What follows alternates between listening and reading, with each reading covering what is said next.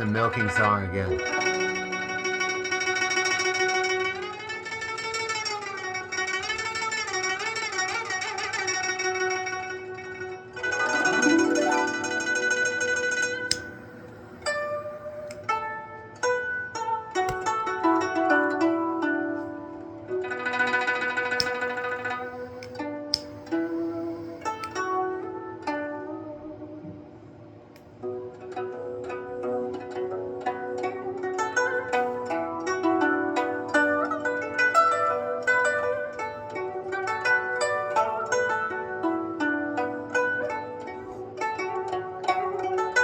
It's the best part coming up.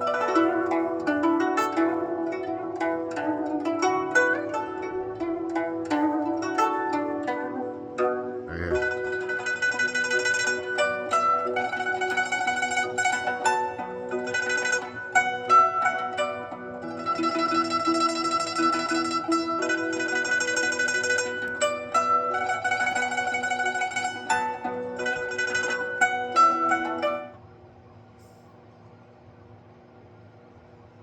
I just had dinner.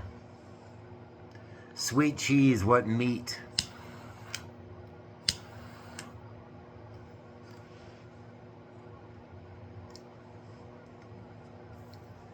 So,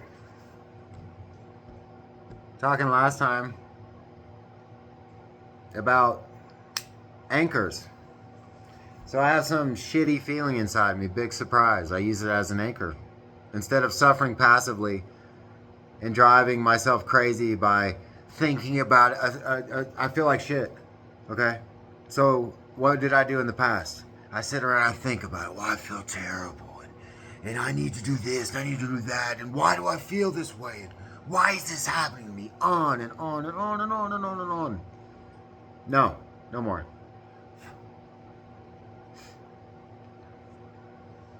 I don't suffer passively. I feel pain actively. I use it as an anchor.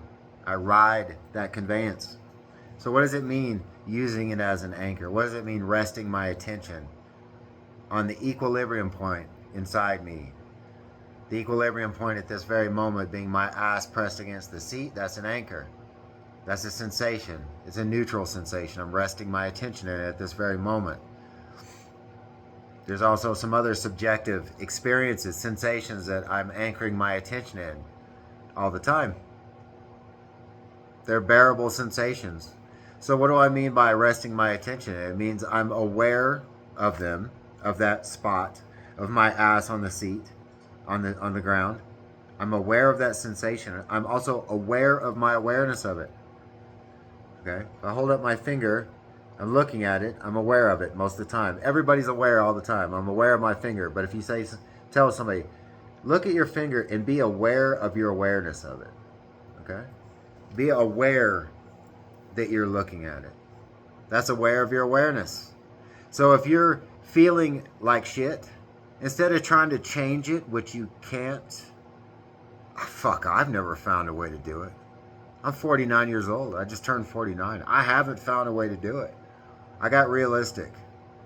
If I feel like shit, which I do all the time, because I'm mentally ill, and I'm on a bunch of medication, I say thank you, and I'm not being sarcastic. I say thanks for the anchor. Just like if I was on a rock face, and I was reaching for something to hold on to, and I found a rock ledge to hold on to, an anchor, a foothold, a handhold, I'd say thank you to God. Well, when I feel like shit, when some new sensation of like shit comes into being inside me, thank God. Because I can use it as an anchor. It's bearable. It's reliable. It totally flips the whole deal. Suddenly nobody can threaten you with anything anymore. What's the worst thing that happen? You'll feel bad. Well, I use these bad feelings. Hey, dude, sometimes, hey, let's be realistic. Sometimes, I said as long as they're bearable. See, people would say, well, what about this occasion? What about, no. Let's not talk about our worst moments. Let's talk about the moments we deal with the most. I'm not talking about the moments we're in crisis.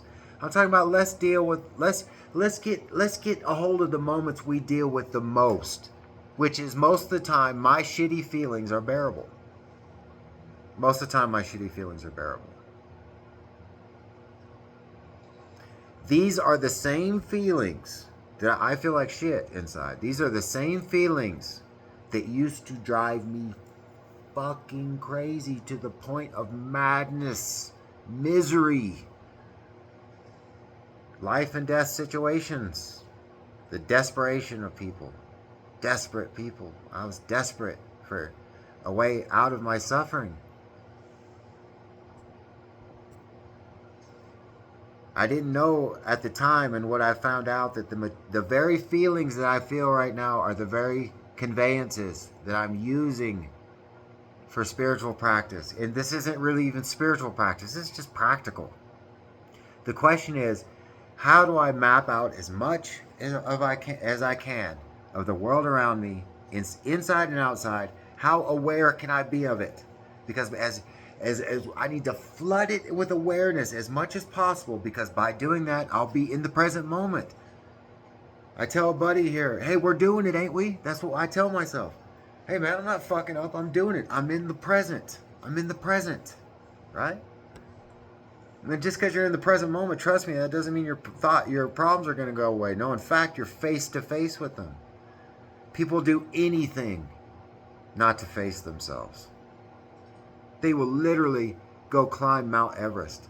They will go freeze to death on the top of Mount Everest to avoid facing themselves. Many great mountaineers were cowards who couldn't face themselves, so they ran up a big old rock and froze to death up there. If they would have taken a tenth of that courage and faced themselves, their own pain,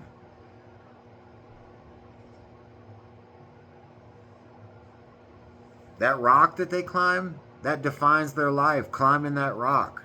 Well, I know of a rock that goes up and up and up and up and up and up and up, that never ends, it seems, that we're climbing.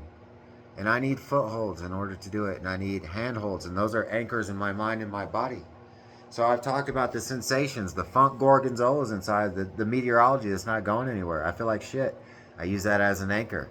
Hey man, I got some pain in my knees, pain in my ass. I got some pain in my knees and my ass against the ground. I use that as an anchor.